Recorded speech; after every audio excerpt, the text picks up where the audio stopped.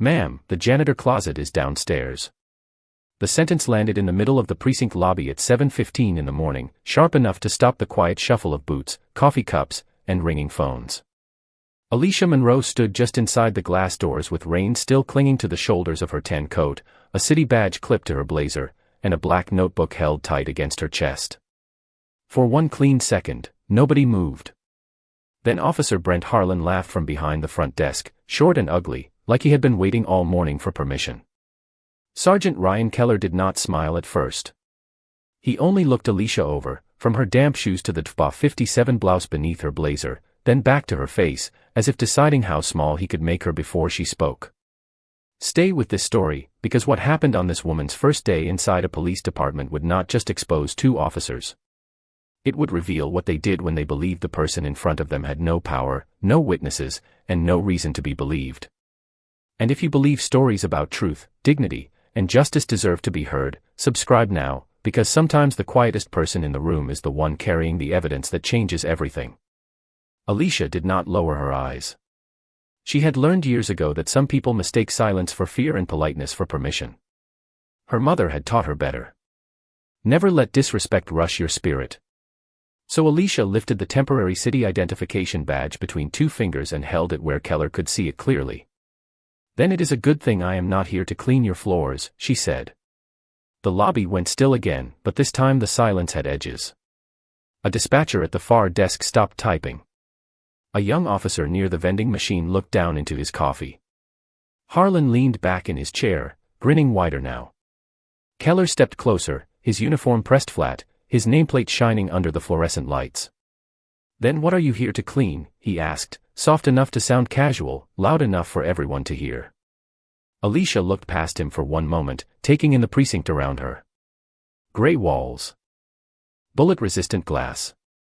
Cameras tucked into ceiling corners. A row of framed commendations. A worn American flag near the intake desk. Behind every door, there were records, body camera files, complaint logs, and old reports that had somehow learned how to disappear. She looked back at Keller. The record. The grin faded from Harlan's face first. Keller's eyes changed next, just a flicker, but Alicia caught it. She always caught flickers. That was why the city had sent her. Alicia Monroe was 29 years old, a civilian compliance auditor, and this was her first official day inside the Westbrook Police Department. She was not a sworn officer. She carried no weapon, wore no badge of rank, and had no partner walking beside her. All she had was a laptop bag, a city authorization letter, a black notebook, and the kind of patience that makes careless people talk too much. Keller reached for her identification without asking. Alicia let him take it. He glanced at it for less than a second, then placed it on the counter like it had already failed to impress him. Civilian auditor, he said, almost tasting the words. That is new. The position is not new, Alicia replied. Your department avoiding it is. Somewhere behind the glass, a phone rang 3 times before anyone answered. The rain tapped softly against the front doors. Keller leaned one elbow on the counter, still trying to own the space. You walk in on day 1 and start making accusations. Alicia picked up her identification and clipped it back to her blazer. No, Sergeant. I walked in and listened. You started with the assumptions. For the first time that morning, nobody laughed. Alicia could feel every uniformed eye in the lobby measuring her again, recalculating. She was not what they expected.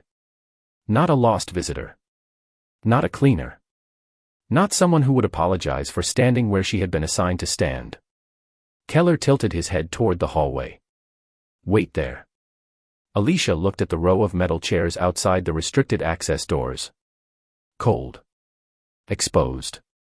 Meant to make people feel temporary. She walked to the nearest chair, sat down slowly, opened her black notebook, and wrote the first line of the day. 7:15 a.m. Sergeant Keller misidentified city auditor as cleaning staff in front of multiple officers. Then she clicked her pen once. The sound was small. But in that lobby, it felt like the first lock turning. Alicia had been sitting in the metal chair for 28 minutes when the first lesson of the precinct became clear. Nobody there ignored her by accident. They ignored her with practice. Officers passed through the restricted door in pairs, badges tapping against their uniforms, coffee steaming in paper cups, conversations lowering whenever they came close enough for her to hear. The chair was positioned under a ceiling vent that blew cold air straight down, and the hallway smelled faintly of disinfectant, wet wool, and burnt coffee.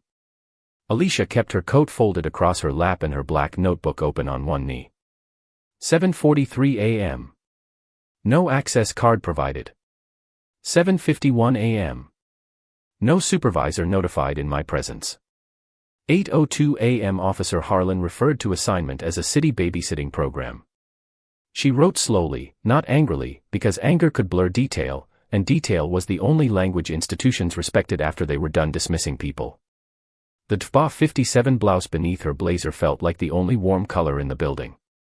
Everything else was gray, blue, steel, glass, and the flat white light that made human faces look harder than they were. Alicia was used to rooms like this. Not police rooms exactly, but rooms where people decided she did not belong before they asked why she had come. She had grown up in Savannah, Georgia, in a two-bedroom apartment above a beauty supply store, the daughter of a night shift nurse and a city bus driver who knew every route number by heart. Her father, Harold Monroe, used to leave for work before sunrise with a thermos of black coffee and come home with stories he told gently so his daughter would not hear the bitterness underneath. Stopped again on Victory Drive. Asked where I was going in my own uniform. Told my bus looked suspicious parked near the depot. He would smile when he said it, but Alicia learned early that some smiles were bandages. Her mother, Lillian, never let bitterness run the house. We do not become cruel just because cruelty finds us, she would say while folding scrubs at the kitchen table. Alicia carried that sentence through college, through policy classes, through late nights studying civil rights compliance while other students went out on River Street. She did not choose this work because she hated police. She chose it because honest officers deserved clean records, and communities deserved the truth when records were not clean. At 8:19, the restricted door opened again. Sergeant Ryan Keller stepped into the hallway with Officer Brent Harlan beside him. Keller held a clipboard now, though Alicia had not seen him write anything on it. Harlan carried a paper cup and a look of entertainment that made him seem younger than 37 in the worst possible way. "Still here?" Harlan asked. Alicia looked up from her notebook. That was the instruction. Keller's mouth lifted at one corner. "You will learn there is a process in this building. That is what I came to review." The small answer stopped Harlan's grin for half a second. Keller glanced at the notebook. "You writing a diary?" Alicia closed it gently, leaving her pen clipped inside. "A contemporaneous log." Harlan laughed again. "Fancy name for a diary." Alicia turned her eyes to him, calm and direct. "Fancy name for evidence that remembers better than people do." The hallway tightened around them. A young officer at the printer looked over, then quickly looked away. Keller stepped closer, not close enough to touch, but close enough to make the message clear. You do not walk into a department on your first morning and start using words like evidence. Alicia remained seated. That mattered. Standing might have looked defensive. Shrinking would have rewarded him. "Then give me the access letter, the body camera archive login, and the complaint index for the last 6 months, she said. "I will use different words after that." Keller stared at her for a long second. His face did not change much, but Alicia saw the calculation behind his eyes, the quiet sorting of options. Delay. Mock. Deny. Reframe. She had seen those 4 steps in emails, in meeting minutes, in departments that treated accountability like weather, inconvenient but temporary. Keller finally tapped the clipboard against his thigh. "System is under maintenance." Alicia opened her notebook again. "What time did maintenance begin?" Harlan sighed loudly. "You serious?" "Yes." Keller's jaw tightened. "Information technology handles that." "Name." "They are not here yet." "Expected arrival." Silence. Alicia wrote it all down. The scratch of her pen filled the hallway in a way no speech could have. Keller watched the movement of her hand, and for the first time that morning, the irritation on his face looked less like annoyance and more like concern. He had expected embarrassment to make her smaller. Instead, every slight had become a timestamp. Every delay had become a line. Every laugh had become something that could be read back later in a room where jokes sounded different under oath. Alicia looked up once more. "Sergeant Keller, I am still requesting access to the records I was assigned to review." Keller leaned back, the practiced calm returning like a mask sliding into place. "Request noted." Alicia nodded and wrote one more line. 8:24 a.m. access requested again. No lawful reason for denial provided. Outside, the rain kept tapping against the front glass. Inside, the building stayed cold, but Alicia felt something beginning to warm beneath the silence. Not comfort. Purpose. By 9:06 a.m., the precinct had stopped pretending Alicia was only waiting. She had become something else, something inconvenient and visible, a quiet witness in a hallway built for people to pass through without thinking. The metal chair had numbed the backs of her legs, but she did not shift often. Movement invited comments. Stillness made people uncomfortable in a different way. She watched the rhythm of the building from beneath the cold ceiling vent. Officers entered through the side door and nodded at Keller before nodding at anyone else. Civilian visitors leaned toward the glass, unsure whether to speak loudly or softly. A woman came in asking about a report from the week before and was told to come back after lunch.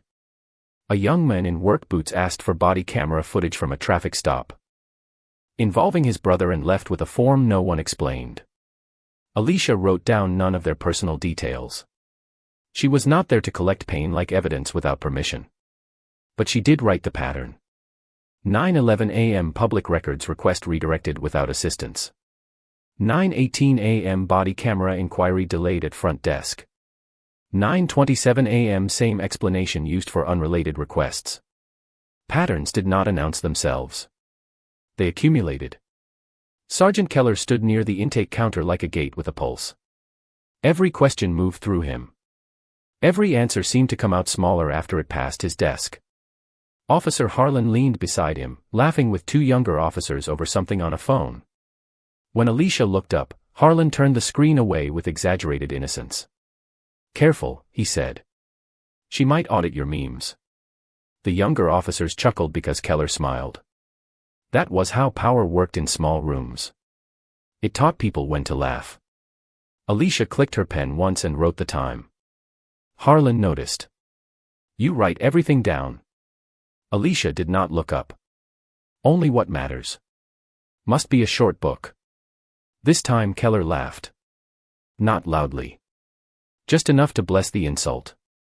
Alicia felt heat rise behind her cheeks, but she let it pass through without giving it a home. Her mother's voice returned to her as clearly as if Lillian Monroe were standing in the hallway with her nurse shoes and tired eyes. "Do not hand your piece to people who would only drop it." Alicia turned one page in the notebook. At 9:46, she stood and walked back to the counter. The lobby quieted before she spoke. "Sergeant Keller, I am renewing my request for access to the body camera archive, the complaint index, and the internal access log." Keller did not look away from his computer screen. "Already told you. System issues." "Then I need the name of the person who confirmed the outage." "You need to sit down." Alicia placed both hands lightly on the counter, palms open, voice level. "I need the department to comply with the city authorization letter you reviewed." Harlan stepped closer, coffee cup in hand. "You know, for somebody on day one, you sure are comfortable giving orders." Alicia looked at him then. Compliance requests are not orders. They are opportunities to avoid worse questions later. A silence followed. Somewhere behind the front desk, a printer started and stopped. Keller finally turned his chair toward her. His expression had hardened into something polished and official. "Miss Monroe, this building deals with real emergencies. Real crime. Real officers doing real work. We do not have time to entertain a city experiment every time someone downtown wants to feel important." Alicia absorbed each word without flinching. He wanted her to defend herself. He wanted a tone he could call disrespectful, a raised voice he could label disruptive. She gave him neither. "Then document your refusal," she said. Keller blinked once. "Excuse me."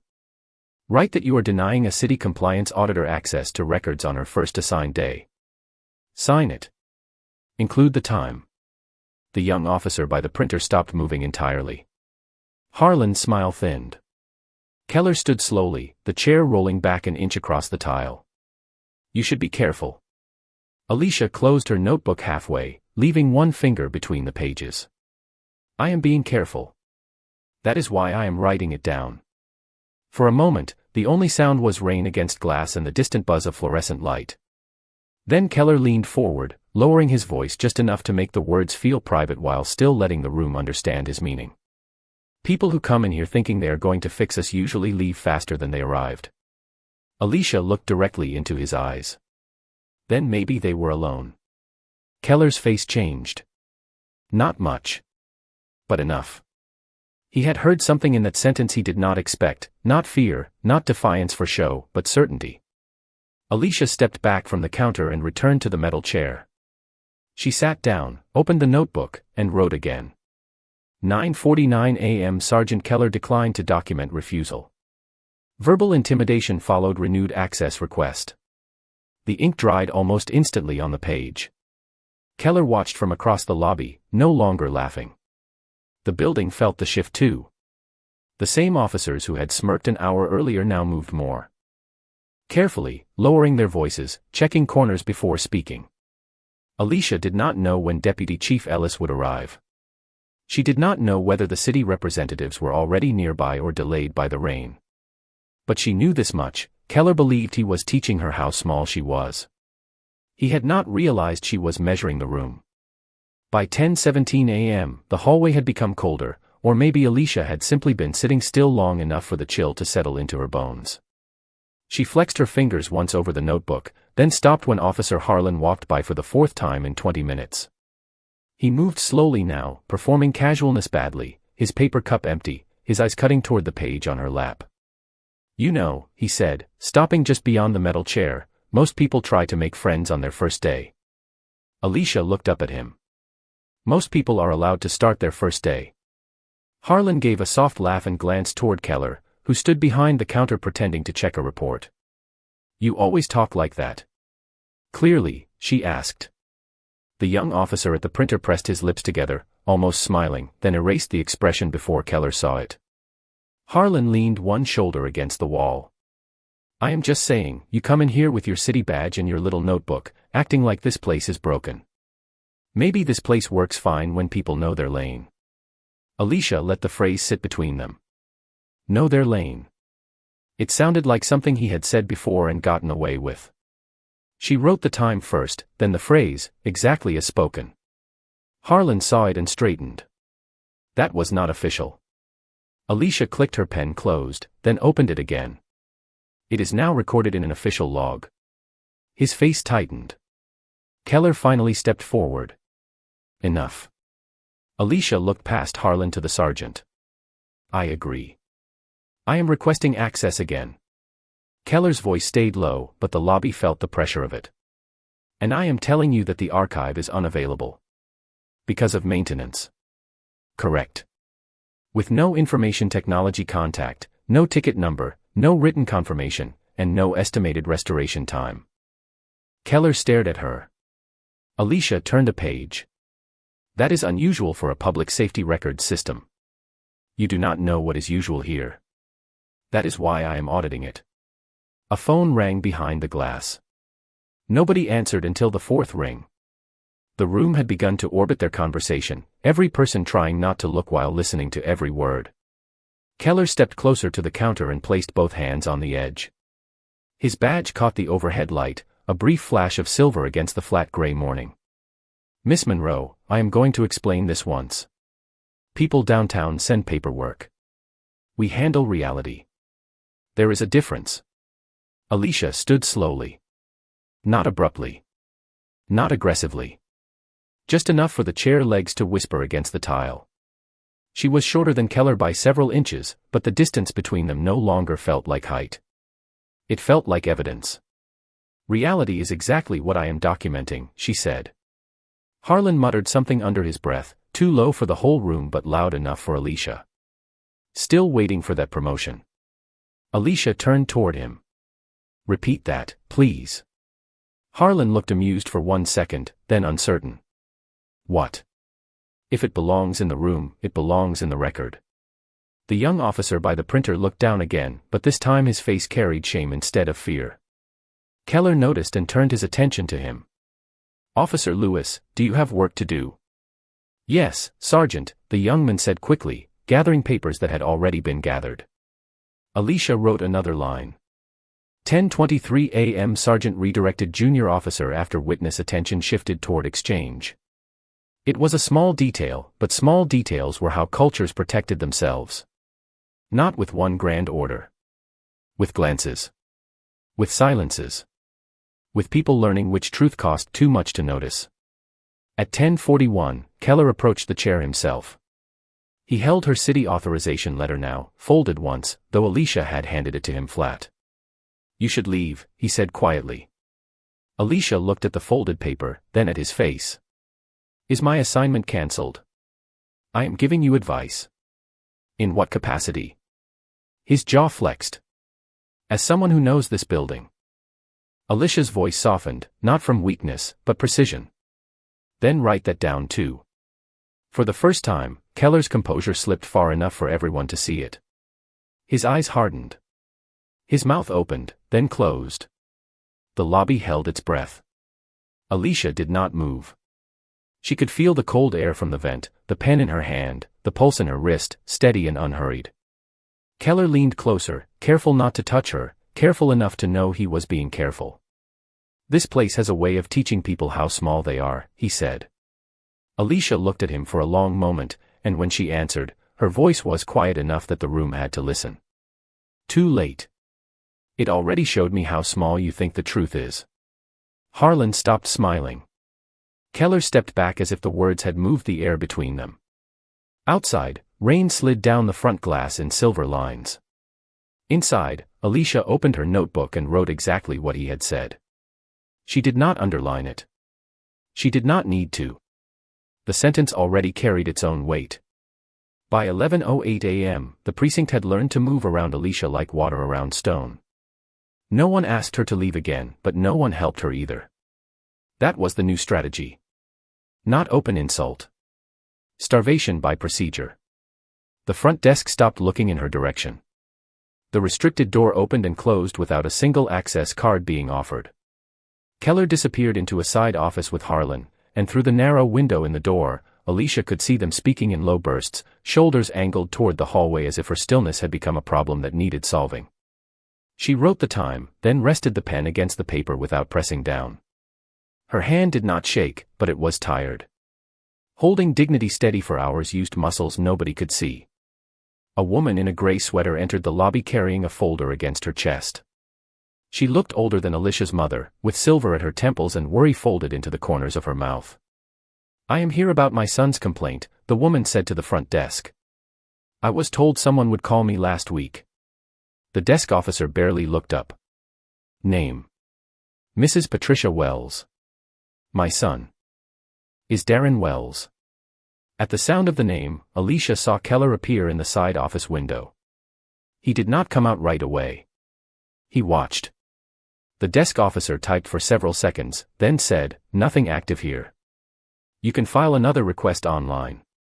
Mrs. Wells clutched the folder tighter. "I already filed 3. The video from the stop was supposed to be reviewed." "Ma'am, if there was video, it would be in the system." Alicia felt that sentence move through her like a cold needle. If there was video. As though systems were weather. As though records vanished by nature. Mrs. Wells looked down, embarrassed by the publicness of her own disappointment. Alicia did not speak to her. Not yet.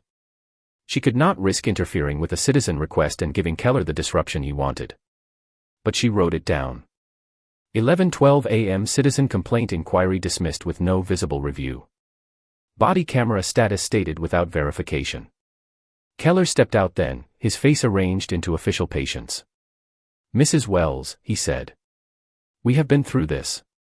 The woman turned toward him, and Alicia saw recognition in her eyes. Not comfort. History. "Sergeant Keller, my son was told the camera was working." Keller sighed softly. "Your son was told a lot of things because he was upset. That does not make them accurate." Harlan appeared behind him, arms crossed, watching the exchange like a familiar show. Alicia's pen stopped. The cruelty was not loud. That was what made it effective. It wore clean shoes. It used calm grammar. Mrs. Wells opened her folder. I have the report number. Keller did not take it. Submit it online. I did. Then wait. The woman's shoulders lowered just a fraction, and Alicia saw the moment hope became paperwork again. Mrs. Wells turned to leave. As she passed, her eyes met Alicia's. Alicia gave the smallest nod, not enough to promise, but enough to say she had seen her. The woman paused, then continued out into the rain.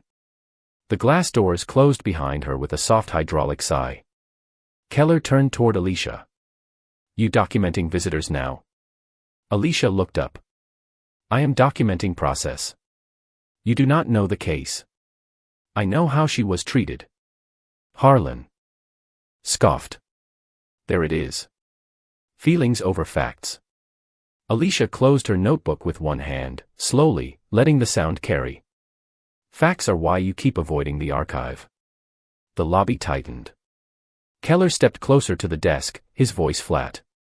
The archive is unavailable. Then produce the maintenance notice. Information technology handles that. Then produce the contact. You have been told to wait. Alicia stood. The chair scraped softly against the tile, and every head in the lobby turned before pretending not to. No, Sergeant. I have been delayed, misdirected, mocked, and denied access without documentation. Waiting requires a legitimate process. This is obstruction. The word changed the temperature of the room. Obstruction was not emotional. It was not personal. It was a word with consequences. Keller's face hardened. Harlan took one step forward, then stopped when Alicia turned her gaze to him. She did not raise her voice. At 7:15, you allowed a discriminatory assumption to stand in the lobby. At 8:24, access was denied without cause. At 9:49, renewed access was followed by intimidation. At 10:41, I was advised to leave by the person responsible for facilitating compliance. At 11:12, a citizen complaint was dismissed at the counter with no visible review. She held the notebook against her chest. That is not a bad morning. That is a pattern. For the first time, Harlan looked toward Keller instead of laughing. The young officer near the printer stared at the floor. The dispatcher slowly removed her headset and set it down, as if sound itself had become too heavy. Keller leaned forward, eyes cold. You think that little book scares me? Alicia met his stare. No. I think what it matches will. A low rumble of thunder moved beyond the glass. Then, from the parking lot outside, headlights swept across the lobby wall. A black city vehicle pulled to the curb. Keller glanced toward the doors. Alicia did not turn around. She already knew the shape of the next silence before it arrived. The black city vehicle stopped at the curb with its headlights still shining through the rain-streaked glass. For one suspended moment, nobody inside the precinct moved. Keller's face remained controlled, but Alicia saw the change in his eyes, the quick calculation of a man who had expected more time. The front doors opened, and Deputy Chief Margaret Ellis stepped into the lobby with two city oversight representatives behind her, their coats dark with rain, their expressions calm in the way that made nervous people even more nervous. Ellis was 55, silver-haired, sharp-eyed, and known across the department for speaking only after she had already read the room. She did not greet Keller first. She looked directly at Alicia. Miss Monroe, she said. You are still here. Alicia closed her notebook and stood. Yes, Deputy Chief. Ellis's eyes moved briefly over the metal chair, the cold hallway, the restricted access door, and Keller standing too still behind the counter. Were you provided archive access? Alicia answered without drama. No. Were you provided a department workstation? No. Were you introduced to the records supervisor? No. The words were simple, almost plain, but each one landed harder because there was nothing emotional for Keller to push against. Ellis turned to him. Sergeant Keller. His posture straightened. Chief, there has been some confusion. We were not informed that Miss Monroe would be arriving this early, and the system is undergoing maintenance.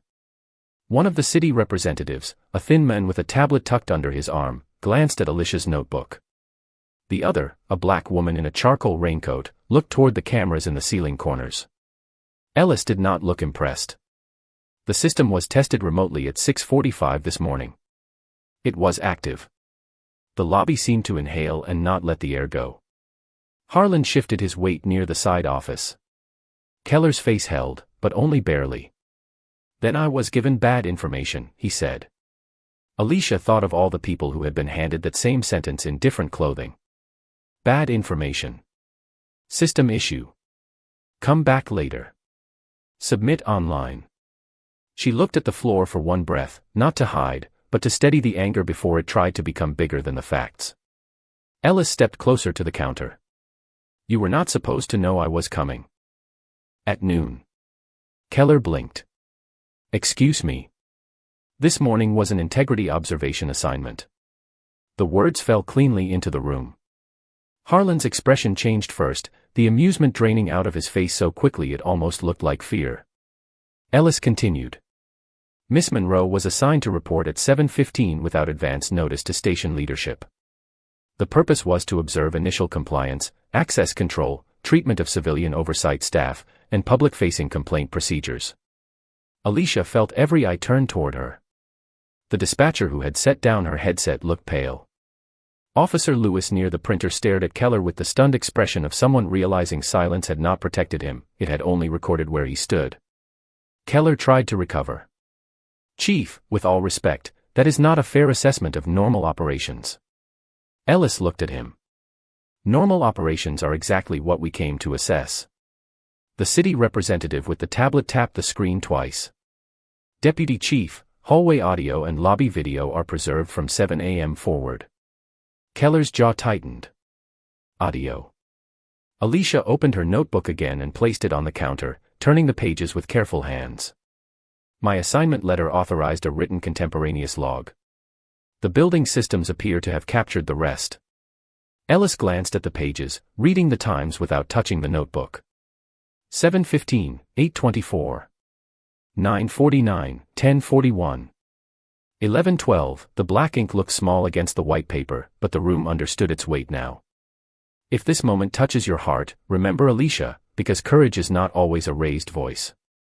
Sometimes it is a woman sitting alone under cold lights, writing down the truth while everyone around her hopes she will get tired. Keller looked from Ellis to Alicia, then toward Harlan, but Harlan no longer seemed eager to be seen beside him. The first city representative moved toward the front desk computer. We need immediate access to the body camera archive, complaint index, administrative access logs, and maintenance ticket history. The desk officer hesitated until Ellis said, now. Keys clicked. A monitor woke. The glow spread across the counter like daylight entering a room that had been closed too long. Alicia remained standing, her TPA 57 blouse warm against the gray of the precinct, her notebook open, her face calm. She had spent the whole morning being treated like someone waiting for permission. Now the room was beginning to understand she had been the test. The first archive window opened at 12:18 p.m., and the precinct became a different kind of quiet. Not the quiet of authority. The quiet of people realizing records have memories. Alicia stood beside Deputy Chief Ellis while the city representative scrolled through the body camera archive on the front desk monitor. The screen showed rows of dates, incident numbers, officer names, file status labels, and small icons that should have been boring. But Alicia knew boring records could hide entire lives. Keller stood several feet away with Harlan near the side office door, both of them watching as if the monitor were a witness they had forgotten to intimidate. Filter the last 6 months, Ellis said. The representative typed. The list shortened. Alicia leaned in slightly, not enough to seem eager, just enough to read the repeating marks. Unavailable. Corrupted. Manual override. Delayed upload. Her eyes moved faster now. She had seen this language before in other departments, in other files, in other rooms that smelled like toner and old coffee. The words were never dramatic. That was their power. They made disappearance sound technical. Sort by officer, Alicia said. The representative looked at Ellis, who nodded. The list rearranged. Keller's name gathered on the screen like storm clouds. Harlan's appeared beneath it. Then 2 more officers. Same shift block. Same patrol sector. Same complaint category. Alicia felt her heartbeat slow, the way it always did when a pattern stopped whispering and started speaking clearly. Ellis read the screen without blinking. How many? 23 flagged files connected to citizen complaints, the representative said. 14 tied to Sergeant Keller as primary or approving supervisor. The lobby air seemed to thin. Officer Lewis near the printer looked physically smaller, not guilty exactly, but aware of how long he had lived beside something he had not named. Keller stepped forward. Deputy Chief, technical errors happen. Upload failures are common, especially with older equipment. Alicia turned to him. Then the maintenance logs should show that. The second representative, the black woman in the charcoal raincoat, was already at another terminal. They do not. Keller's mouth closed. She continued, voice level. The maintenance logs show no system-wide outage this morning, no open repair ticket for the archive, and no recurring hardware issue matching these dates. Harlan gave a strained laugh. So what, now every glitch is a conspiracy? Alicia looked at him, and the room braced for anger that never came. No. A glitch is random. This is clustered. The word landed with surgical precision. Clustered meant data. Clustered meant math. Clustered meant nobody had to rely on feelings to see what was in front of them. Ellis pointed toward the screen. Open the complaint index. The desk officer hesitated again, but this time his hands moved before Ellis repeated herself. The complaint index appeared, and Alicia saw names she did not know yet but felt immediately responsible to honor. Patricia Wells. Darren Wells. Miguel Santos. Tasha Bryant. Leon Carter. Evelyn Price. The file notes beside them were short, almost dismissive.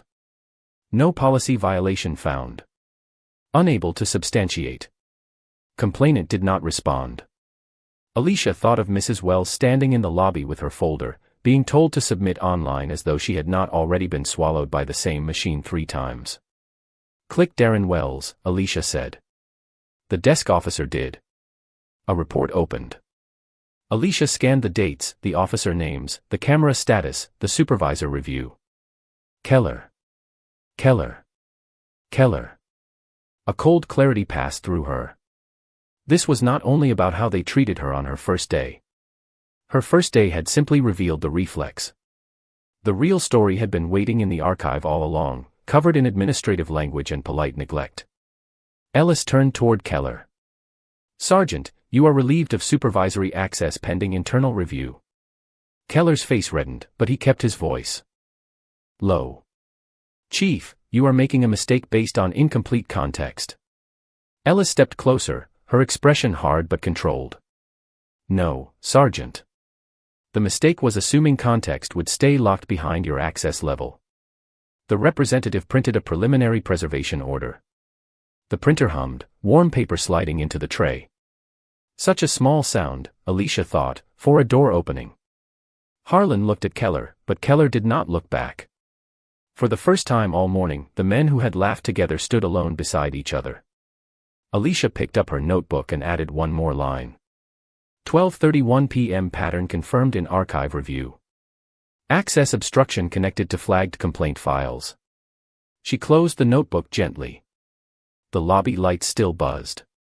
The rain still traced the glass. But the room had shifted beyond repair, and everyone inside knew it.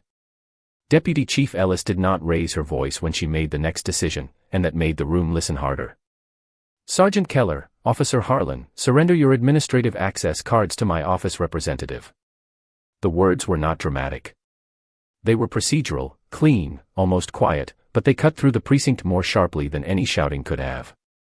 Keller stood motionless for a few seconds, as if waiting for the sentence to rearrange itself into something less real. Harlan looked from Keller to Ellis, then to the officers behind the desk, searching for the old room, the room where a smirk could save him, where Keller's silence could cover him. That room was gone. The city representative stepped forward with an evidence envelope marked for administrative review. Keller removed the access card from his belt and placed it inside. The plastic made a small, dry sound as it slid against the paper. Harlan followed, slower, his face no longer amused. Alicia watched without satisfaction. She had imagined, during difficult years of studying policy and reading dismissed complaints, that accountability might feel like victory. It did not. It felt heavier than that. It felt like seeing how much effort had been required just to make people admit a locked door had been locked. Ellis turned to the front desk. Open a secure review room for Miss Monroe. Full archive access.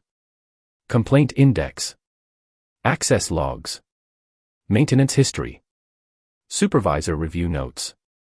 Nothing is to be altered, removed, or reclassified without written approval from my office. The desk officer nodded quickly, fingers moving across the keyboard with a nervous speed he had not shown all morning. Alicia felt the entire building adjust around her. The same restricted door that had stayed closed since 7:15 now clicked open with a soft electronic beep.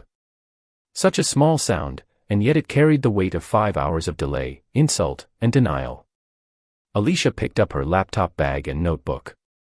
As she passed Officer Lewis near the printer, he spoke so quietly she almost missed it. I should have said something. Alicia stopped, not turning fully. The hallway light fell across her face, warm against the DFBA 57 blouse beneath her blazer. Then say it in your statement, she said. No cruelty. No comfort. Just the truth with a place to go.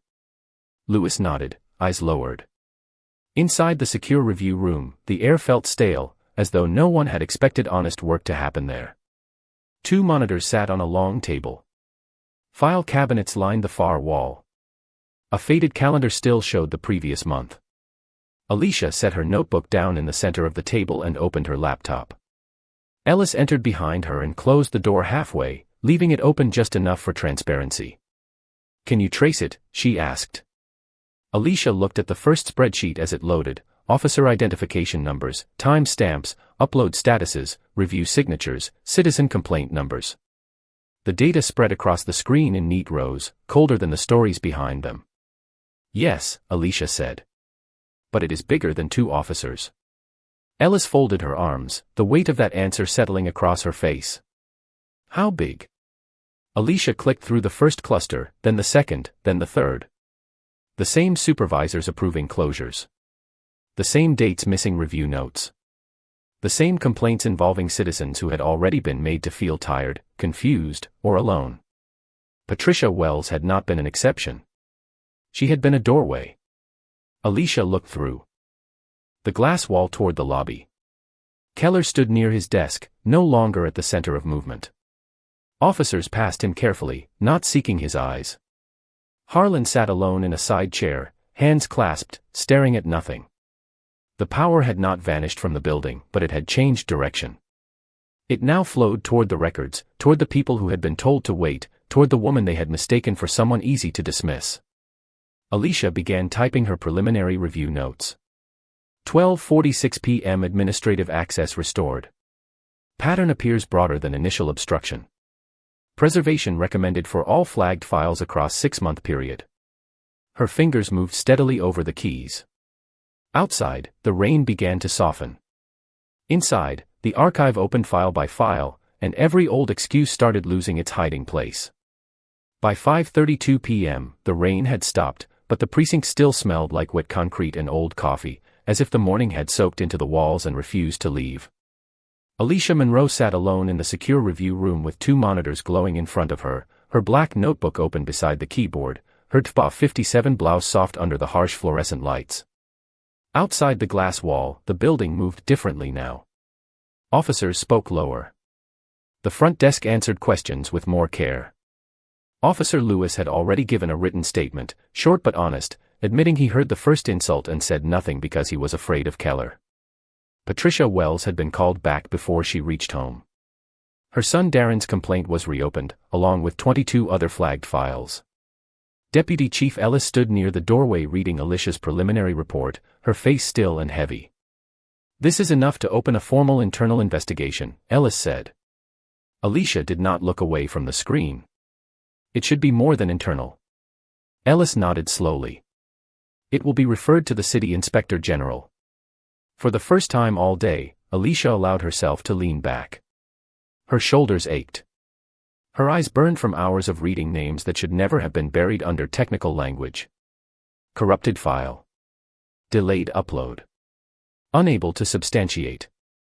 She had learned that institutions rarely hit harm with loud words. They hit it with quiet ones. With forms. With delays. With systems that made tired people start doubting their own memory. Through the glass, she saw Keller at his desk for what might have been the last time that week, removing personal items from the drawer under the watch of a city representative. No shouting. No spectacle.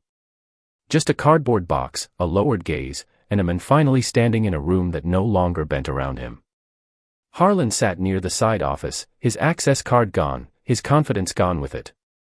Alicia felt no joy watching them. Accountability was not revenge. It was repair beginning too late, but beginning anyway. She closed the final file, saved her notes, and wrote one last entry by hand. 5:41 p.m. First day observation complete. Pattern confirmed. Civilian complaints reopened. Further review required. The words looked plain on the page, almost too small for the lives behind them. Ellis stepped closer. You did good work today. Alicia capped her pen. The people in those files did the hard part. They kept speaking after nobody listened. Ellis looked at her for a long second, then said, "Tomorrow we start calling them." Alicia nodded. That was the first sentence all day that sounded like justice. When she walked out of the review room, the metal chair in the hallway was empty. She paused beside it, remembering the cold vent, the laughter, the way they had tried to make waiting feel like defeat. Then she picked up her coat and kept walking. Outside, the parking lot shimmered under yellow lights, puddles reflecting the precinct sign in broken pieces. Alicia placed her notebook on the passenger seat of her old sedan and sat behind the wheel without starting the engine. Her phone buzzed. "Mom." Alicia answered, and her mother's voice came through warm and worried. "How was your first day?" Alicia looked back at the building. Through the glass doors, she could see the lobby, the counter, the cameras in the ceiling, and the space where Keller had stood like he owned the truth. "Honest," Alicia said. Her mother was quiet for a breath. "That sounds heavy." Alicia rested one hand on the notebook. "It is. But heavy things still move when the right people push." She started the car. The wipers cleared the last rain from the windshield, and the precinct lights blurred, then sharpened again. Alicia did not leave with everything fixed. She left with doors opened, files preserved, witnesses ready to speak, and a department forced to look at itself without the comfort of denial. The lesson was simple: kindness is not weakness, patience is not surrender, and dignity can become evidence when someone has the courage to write down what others want forgotten. So here is the question: when you see the truth being buried under excuses, would you stay quiet to protect yourself, or would you be brave enough to record it so someone else could finally be heard?